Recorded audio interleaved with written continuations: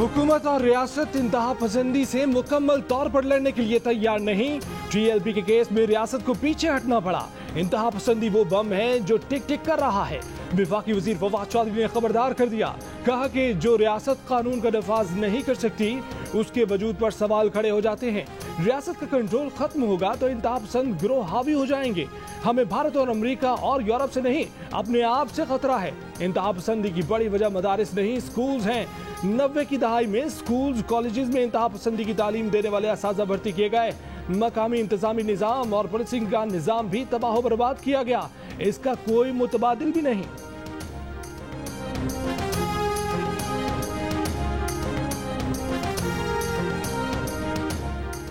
तहरीक लब्बैक पाकिस्तान की सरबराह साद रिजवी को रिहा कर दिया गया।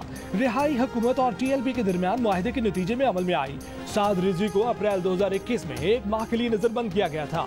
बाद में नाम 4th शेड्यूल में डाला गया। हुकूमत पंजाब की वजीर आजम को भेजी गई रिपोर्ट के मुताबिक 2260 अफराद को रिहा किया गया। साद रिजवी समेत 400 से ज्यादा अफराद को 4th शेड्यूल से निकाला गया। इंसदाद दहशतगर्दी एक्ट के तहत दर्ज मुकदमात भी खत्म किए गए। मुख्तलिफ नौयत की 40 मुकदमात अदालतों से वापस लेने के लिए इकदाम किए जा रहे हैं।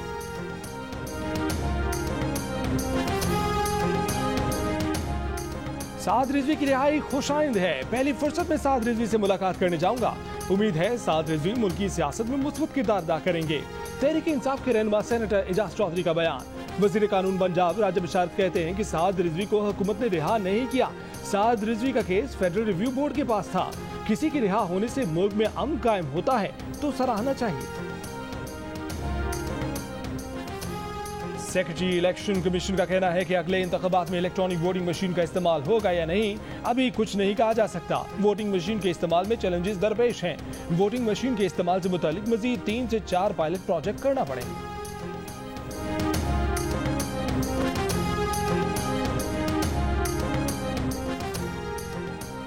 मौलाना फजलुर रहमान ने कहा है कि जमहूरियत की बालादस्ती की तहरीक के बावजूद गैर जमहूरी कुव्वतों की गिरफ्त मजबूत होती जा रही है। बहादुरी और जुर्रत से फैसला करना होगा कि गैर जमहूरी कुव्वतों के हाथों से इक़्तिदार नहीं चाहिए। वो समझते हैं कि जो चाहेंगे कर लेंगे। आइन की धज्जियां उड़ाना, जमहूरियत और पार्लियामेंट के साथ मजाक करना आसान समझ लिया गया है। पहले अपने मुल्क की आज़ादी की जंग लड़ेंगे। जब मुल्क आज़ाद हो जाएगा तो जमहूरियत भी मुकम्मल हो जाएगी। अगर सारी ऑपोजिशन भी लेट जाएगी तो JUI सीना सिपर होकर इस बदउनवानी का मुकाबला करेगी। पार्लियामेंट में जबर के जरिए तरमीम को मुस्तरद करते और जूते की नोक पर रखते हैं। जाली हुकूमत और जाली अक्सरियत के जरिए हमें इंतखाबी इस्लाहात दे रहे हैं।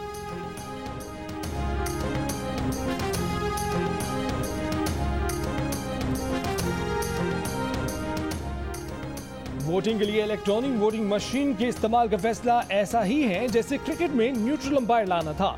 वज़ीर आज़म इमरान खान का समंदर बार पाकिस्तानियों की सहूलत के लिए डिजिटल पोर्टल के आगाज पर तकरीब से खिताब।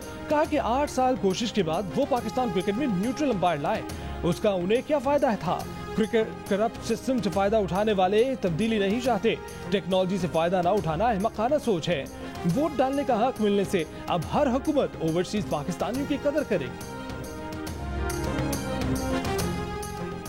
इत्तलात मिल रही हैं कि चेयरमैन नादरा हुकूमत की अगली इलेक्शन मुहिम के लिए डाटा इस्तेमाल कर रहे हैं। अगर चेयरमैन नादरा ने किसी को भी डाटा दिया तो वो आइन से गद्दारी के मुर्तकिब होंगे। नून लीग के रहनुमा एहसन इकबाल की प्रेस कॉन्फ्रेंस, कहा कि इलेक्ट्रॉनिक वोटिंग मशीन इलेक्ट्रॉनिक धांधली का नुस्खा है। मशीन हुकूमत की निगरानी में होगी। इसके प्रोग्राम को टेम्पर किया जा सकता है। पीपल्स पार्टी की शहरी डिमांड ने कहा कि ना कोई कानून कबूल किया है ना उसे कानून समझते हैं।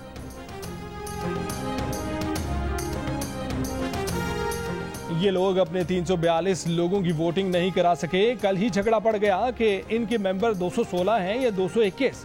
ये इलेक्ट्रॉनिक वोटिंग मशीन से मुल्क के 10 करोड़ लोगों की क्या वोटिंग कराएंगे। वज़ीर आला मुराद अली शाह की वफाकी हुकूमत पर तनकीद। वज़ीर आला सिंध की एस्टेब्लिशमेंट डिवीजन को भी वार्निंग। कहा कि वफाक सिंध में गवर्नेंस खराब करना चाहता है। इस सियासत में एस्टेब्लिशमेंट डिवीजन ना पड़े।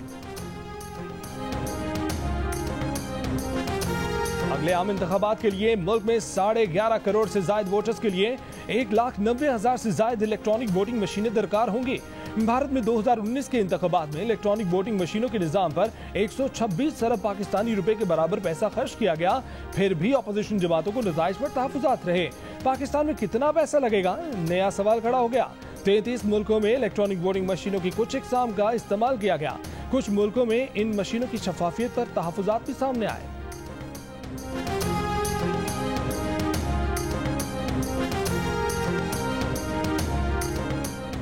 NA 133 की ज़िमनी इंतखाब में तहरीक इंसाफ के उम्मीदवार के कागजात नामजदगी मुस्तरद होने के बाद PTI ने वोटर्स को इलेक्शन के दिन घरों तक महदूद रहने की हिदायत जारी कर दी।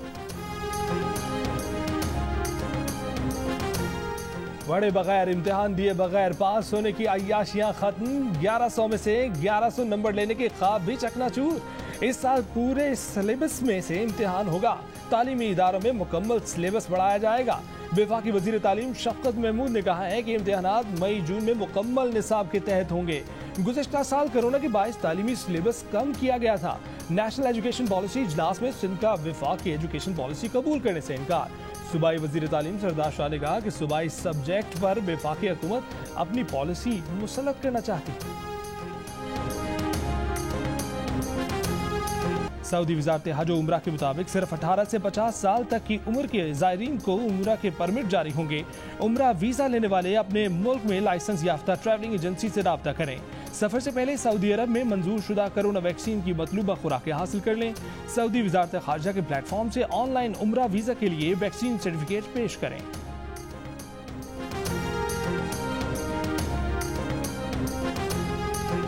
पाकिस्तान और बांग्लादेश के दरमियान पहला T20 मैच आज ढाका में खेला जाएगा। बाबर आजम की क़यादत में 12 रुकनी टीम का ऐलान। बाबर आजम का कहना है कि सीरीज को आसान नहीं ले सकते, कोशिश होगी कि वर्ल्ड कप की तरह खेलें। बांग्लादेश और वेस्ट इंडीज के खिलाफ मुख्तलिफ कॉम्बिनेशंस आजमाएंगे।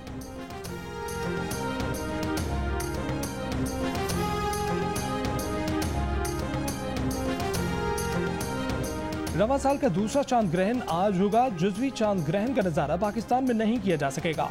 चांद ग्रहण का आगाज पाकिस्तानी वक्त के मुताबिक दिन 11:02 पर होगा। चांद को जुज़वी ग्रहण 12:19 पर लगेगा। जुज़वी चांद ग्रहण का इख्तिताम दोपहर 3:47 पर होगा। नी हाओ माँ, शूफू चिया। भाई चाइनीज जुबान सीख रहा हूँ। मेरी फिल्म जो लग रही है द डोंकी किंग, चाइना के सिनेमा घरों में 19 नवंबर को।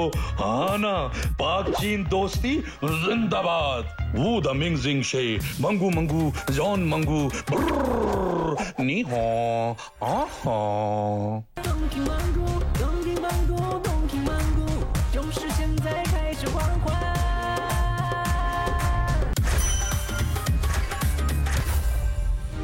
और पाकिस्तान का सबसे पसंदीदा और मशहूर गधा आज चीन रवाना होगा। जियो फिल्म्स और टेलीविजन स्टूडियो की शाहकार फिल्म दी डोंकी किंग आज से चीन के सिनेमा घरों में। डोंकी किंग पाकिस्तान के अलावा 10 मुल्कों में कामयाबी के झंडे गाड़ चुकी है।